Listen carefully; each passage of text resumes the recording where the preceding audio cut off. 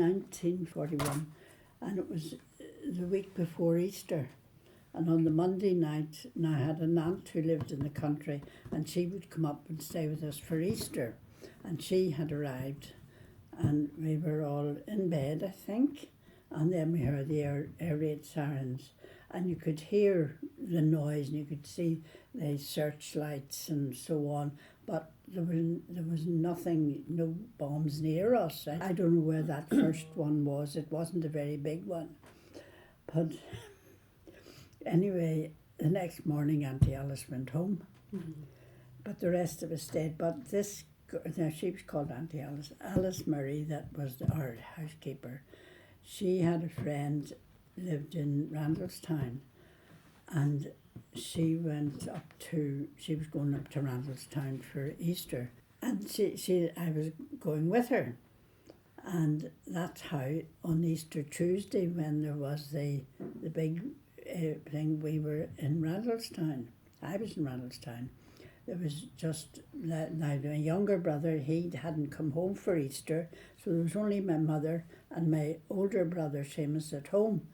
So they sat under the stairs the whole night, and all you just could hear the noise. That was the night now that Antrim Road was destroyed. But we could hear, we knew something was going on, but in those days there wasn't any communication. You couldn't know exactly. We could see lights and bright, but it was all white light. You couldn't see colour, you couldn't see fire or anything like that in the distance.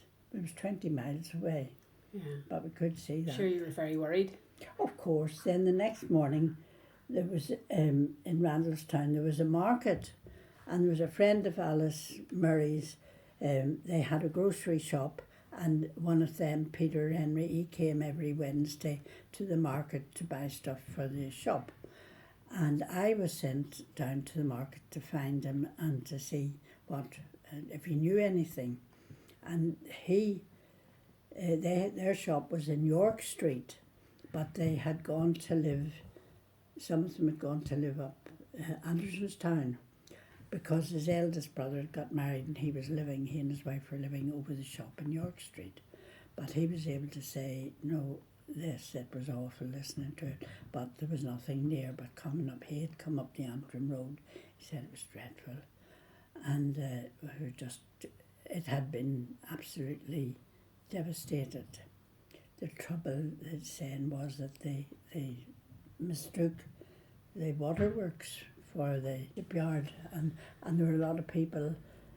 It was Easter Tuesday, there had been dances and so on, and there were people killed. And friends of mine who were older than me, they had been at something in the Ulster Hall, and when the sirens went, the doors were closed and they weren't allowed out, and they had to stay there until the all clear went in the morning.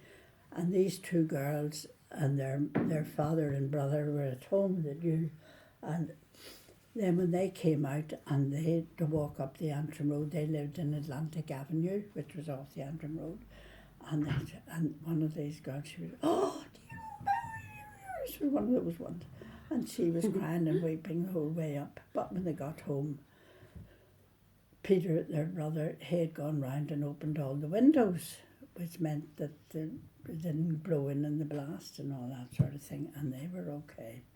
But devastation on the Antrim Road was dreadful, I believe.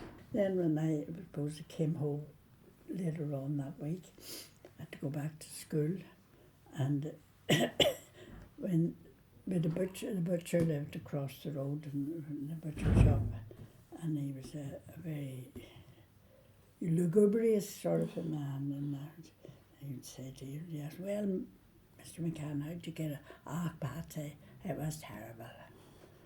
So he said, you know, it was the twins, Parses and Peters, that saved the Falls Road. The twins, Parses and Peters up to the... But he was convinced of that, and that was the kind of thing that went on. Anyway, that was my wee story about that.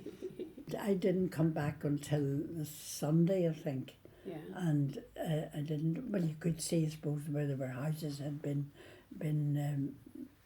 blown down and that kind of thing, but all the horribleness was here. Although the Falls Road baths now, it was used as a mortuary, and that was just a few yards down the road, but we didn't, you wouldn't have gone there unless you needed to. But after that now, I must say, we went and stayed with my aunt and uncle who lived further up the road. They lived up at the Donegal Road, and we went and stayed up there.